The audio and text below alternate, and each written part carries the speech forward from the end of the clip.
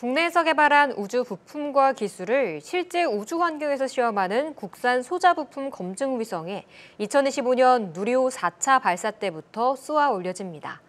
국내의 경쟁력을 입증할 수 있는 기회가 될 것으로 보이는데요. 관련해서 어떤 종목들이 움직이는지 하나하나 살펴보시죠.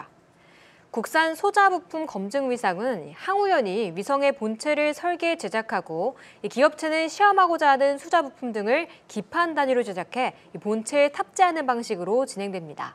4차 때는 부품이 들어가고 5차 때부터는 기술을 이전받아 위성 본체를 직접 제작할 텐데요. 기술 발전의 가속화 기대되고 있습니다.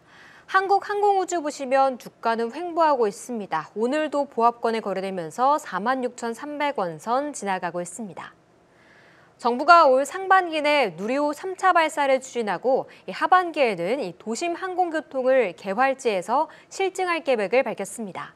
이와 함께 올해 연말에는 우주항공청을 개청하겠다는 목표를 내비쳤는데요.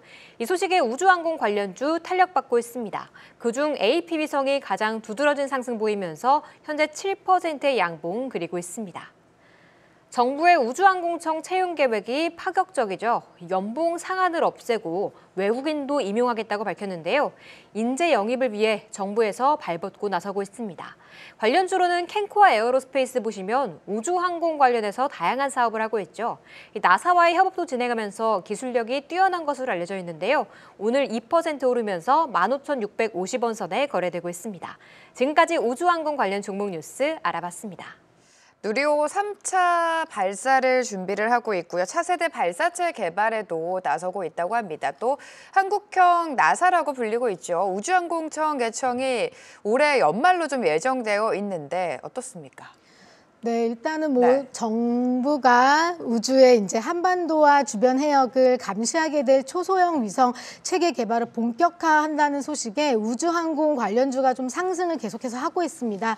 이 해당 사업에는 오늘 2030년까지 총 1조 4,223억 원이 투자가 되면서 정부는 올해 상반기 중 검증 위성 업체를 선정하고 2026년 후반기에는 검증 위성을 발사해서 성능을 확인한 이후에 2028년까지는 또 다수의 위성을 순차적으로 발사를 할 계획을 하고 있는데요. 이 과학기술정보통신부가 민관 협력으로 6G라든지 오픈넷, 위성 등을 차세대 네트워크 기술에 선제적으로 투자를 하는 이 K-네트워크 2023 전략을 발표하였고 이 안의 내용을 좀 자세하게 살펴보면 저궤도 위성통신 경쟁력 확보를 위한 시범망 구축과 또 핵심 기술 자립화에 중점을 둔다는 내용이 좀 포인트로 볼 수가 있습니다. 이 시범망 구축과 핵심 기술 자립화에 중점을 둔다는 내용을 이제 계속해서 살펴본다라고 하면 2030년 이후 국방 분야로 좀 본격화해서 이제 확산을 하겠다. 이제 그런 내용으로 좀 확인을 하실 수가 있고요. 물론 우주항공 관련주들은 일론 머스크의 이제 그 스페이스 X, 스타링크와 관련된 국내에 상륙한다는 소식으로 이미 한 차례 급등이 이제 나온 적이 있었는데 이 스타링크는 올해 2분기 한국에서 서비스를 시작을 할 예정이고 2023년 중에는 또 원앱이 한화 시스템과 함께 한국 시장에 위성통신 서비스를 출시하는 등 연내 굵직한 이슈들이 아직도 많이 남아있기에 아직 우주항공 관련주들에 대한 기대감은 여기서 끝이 아니라 유효하다라고 생각을 합니다. 그래서 이제 정부의 우주항공청 설립 등 정책적인 육성 그런 기대감도 지속적으로 커지고 있기에 전기차, AI, 로봇 이런 섹터 그런 느낌으로 좀 미래 먹거리다 이런 느낌으로 좀 우리가 계속해서 관심을 좀 가져봐도 되는 그런 분야라고 좀 생각을 합니다. 네, 관심을 지속적으로 가져야 되는 미래 먹거리 중 하나가 우주항공입니다. 정부가 지금 좀 적극적으로 지원하고 있는 산업이기도 한데 우주항공청 개설이 연말로 예정되어 있고 그렇게 된다면 그 전에 미리 선점해서 관련주들 흐름을 짚어보셔야 될 것 같습니다. 특히 그동안에는 그 안에 들어가는 부품이라든지 소자가 외국에 좀 의존을 했었더라면 이제는 내재화에 좀 공을 들이고 있지 않습니까? 예. 네. 그래서 아까 전에 이제 뉴스에서 확인하셨다시피 캔코아 에어로스페이스 같은 회사들 혹은 이제 한국항공우주 같은 회사 그리고 이제 아마 좀 의외다라고 생각하실 수 있는데 우리나라의 그 현대중공업 그러니까 HD 현대 같은 데가 의외로 이제 우주 발사체 관련해가지고 그런 이제 어떻게 보면 하드웨어적인 기술력 이런 것들이 굉장히 좀 많이 확보가 되어 있습니다. 그래서 이런 회사들이 이제 나서 가지고 이제 완전한 로켓, 완전한 국산화 이런 것들을 좀 이루고자 좀 노력을 하고 있는데, 근데 그게 말 그대로 막 돈만 많이 갖다가 이제 붓고 뭐 이렇게 한다고 이게 뭐 하루 아침에 덥석덥석 이렇게 이루어질 수 있는 부분이 아니고, 이제 수십 번, 수백 번의 어떻게 보면 물리적인 시간이 어느 정도 담보가 돼야 되는 그런 좀 시행착오라든지 이제 그럼 시험 발사 과정이나 이런 것들이 굉장히 많이 남아 있기 때문에, 일단은 완벽한 국산화 같은 경우에는 이쪽 말고 다른 쪽에서 지금 이미 시작이 되고 있고, 어느 정도 우리가 그런 포션을 MS를 확보하고 있는 분야가 있다라고 생각을 하시고, 그런 종목들 한번 찾아가지고 대응해 보시는 건 어떨까 싶습니다. 자, 우주항공 관련주 한때 큰 상승을 또 보여줬던 테마 아닐까라는 생각이 드는데요. 자, 종목 어떤 종목 가지고 오셨는지 몇몇 종목들이 지금 머리에 떠오르고 있습니다. 바로 공개해 보도록 하죠. 자, 과장님의 종목은요, 캔코아 에어로스페이스를 가지고 오셨습니다. 자, 지난해 좀 실적도 좋았다, 흑자 전환에 성공했다라는 이야기도 있었고, 캔코아 에어로스페이스는 우주항공하면 또 빼놓을 수 없는 종목 중에 하나인데, 오늘 이 종목을 콕 집어서 가지고 오신 이유가 있으실 것 같아요. 네, 설명을 좀 드리도록 하겠습니다. 일단 이 캔코아 에어로스페이스는 이 외국계 회사로 원래 한국에서 회사가 설립이 되었다가 미국 회사를 인수해서 미국에 지사가 있는데요. 그래서 매출은 거의 한국과 미국에서 같이 이제 실적이 나온다라고 생각을 하시면 됩니다.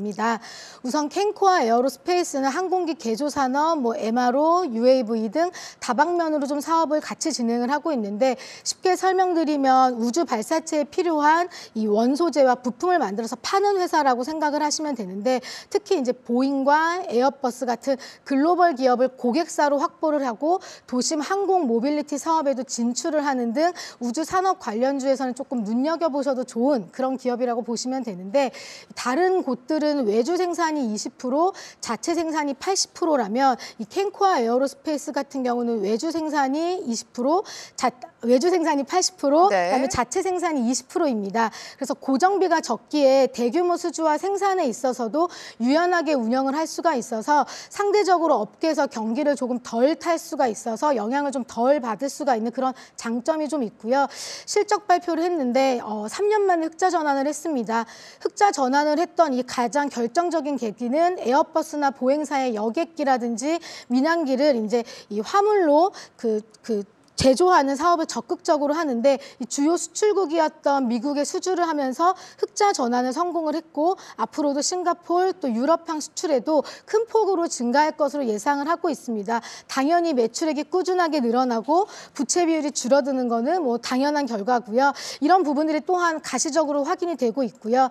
2020년 이제 3월 3일에 공모가 10,000원에 상장을 했는데, 지금 공모가 이상을 유지하면서 향후 항공시장이 팬데믹으로 부터 회복을 하고 또 이머징 마켓 또한 본궤도에 오른다면 우주항공 관련 종목 중에서 좀 가장 눈에 띄는 종목이지 않을까, 네, 그렇게 생각을 합니다. 네, 캔코아 에어로스페이스 글로벌 고객사를 좀 탄탄하게 확보하고 있다는 점도 당연히 좀 주가의 호재로 작용할 수 있을 것 같고요. 실적에도 탄탄하게 꽂히고 있다는 점도 설명을 도와주셨습니다. 자, 차장님의 종목까지 공개해 보도록 하겠습니다. 우주항공과 관련해서 오늘 가지고 오신 종목은 인텔리안테크였습니다. 자, 설명 바로 들어볼게요. 예, 우주항공 테마에서 빼놓을 수 없는 분야가 그럼요, 이제 저궤동 위성통신 관련한 이제 분야인데, 그거 관련해 가지고 국내 업체들 중에서는 어떻게 보면 글로벌 탑 클래스에 좀 들어가는 몇 안 되는 회사 중에 하나입니다. 본래 해상 선박용 위성통신 안테나 부분이 한 60%에 육박하는 이제 점유율로, 압도적인 점유율로 세계 1위를 계속 선도하고 있는 회사인데, 이 회사가 본인들이 잘하는 위성통신 안테나 분야의 장점을 좀 살려가지고 최근에 그 수요가 폭발적으로 늘어나고 있는 저궤도 위성용 수신 안테나 사업, 이쪽을 굉장히 크게 지금 확장을 하고 있다라고 보여집니다. 당장 올해부터 기존에 확보하고 있었던 영국 원앱향 안테나 매출이 본격화될 것으로 기대가 되고요. 원앱이 상반기 중에 저궤도 위성 안테나 인터넷, 저궤도 위성 인터넷 서비스를 실시를 하게 된다라고 하면은 아마도 올해 4분기부터 동사 관련 매출이 굉장히 빠르게 늘어날 수 있을 것이다라고 기대가 됩니다. 동사는 이제 원앱이라든지 스페이스 X 같은 저궤도 위성통신 사업자들의 서비스 범위가 늘어나면 늘어날수록 관련 안테나 장비 매출도 같이 비례해서 늘어날 수밖에 없는 그런 구조이기 때문에 올해 본격화될 것으로 보이는 저궤도 위성통신 서비스 관련하여 국내 종목들 중에서는 단연 최선호주다라고 생각을 하시고 해당 뉴스플로우 체크하시면서 대응해 보시면 어떨까 싶습니다. 자, 저궤도 위성에 대한 수요가 계속해서 확대되고 있다는 점, 계속해서 증가하고 있다는 점은 많은 분들 아실 것 같은데요. 인텔리안테크에 대한 투자 포인트를 짚어봤습니다.